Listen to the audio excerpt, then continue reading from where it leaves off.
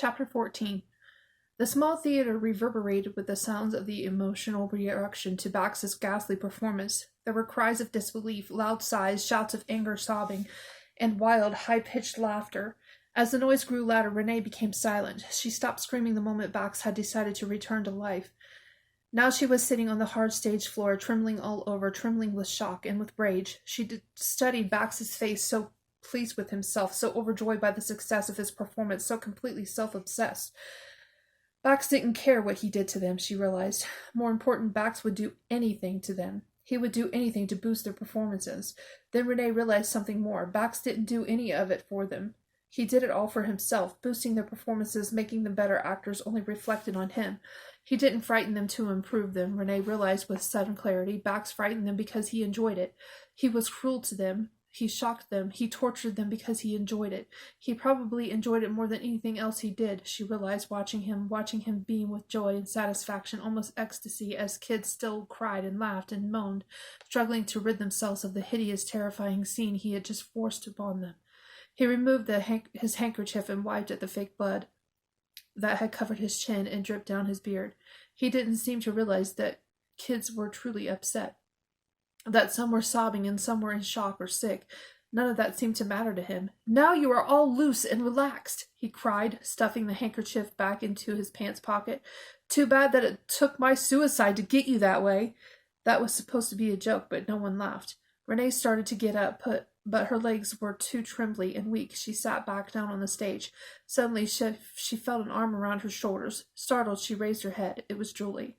She was wrapping a heavy cardigan around Renee's shoulders. "Are you okay? I heard you screaming." "I guess," Renee told her, if only she could stop trembling. "You cut him down. You were so brave," Julie said. "I was so stupid," Renee replied bitterly.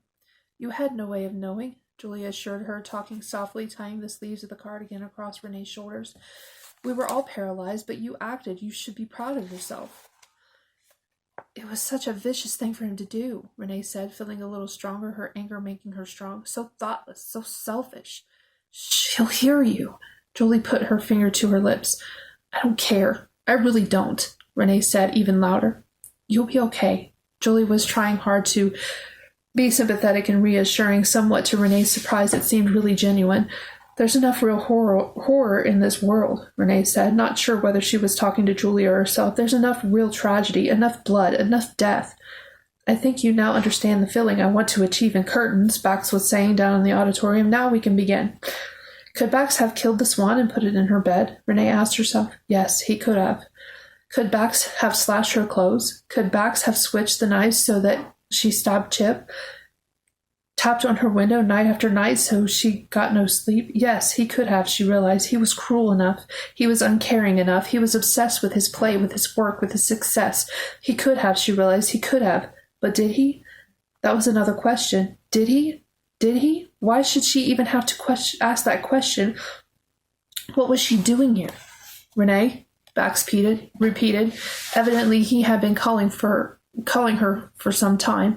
Renee stole a glance behind her. Julie was gone. She had returned to her seat without Renee realizing it.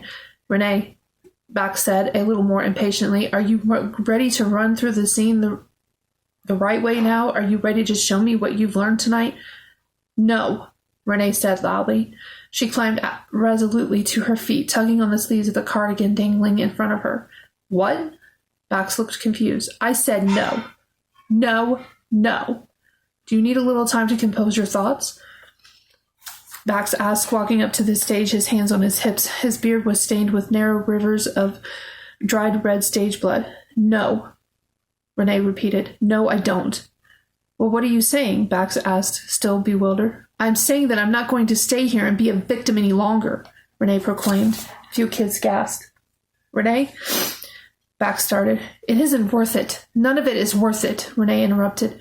She had made her decision. She knew it was the right decision because she felt so much better, so much stronger the instant she made it. "I'm quitting," she told Bax and everyone else. "I'm going home." She turned to the shocked kids watching her. "You're all crazy if you stay," she said to them. "It isn't worth it. It just isn't worth it." "Stop, Renee, stop right there," Bax yelled. She leapt off the stage and darted around him. Everyone was staring at her as she ran up the aisle. "Just don't trip," she told herself. "Make this final exit a good one." Stop, Renee, Bax was shouting. Stop. My methods may be unorthodox, but I'm only trying to make a real actress of you. I'm only trying to get a good performance out of you. Get it from Hetty, Renee cried as she reached the door at the back of the theater. I'm going home tomorrow. The cold night air felt so good. She felt so light, so free. She kept running over the tall grass, up the hill toward the dorm. She couldn't wait to pack up, to call her parents, to go home.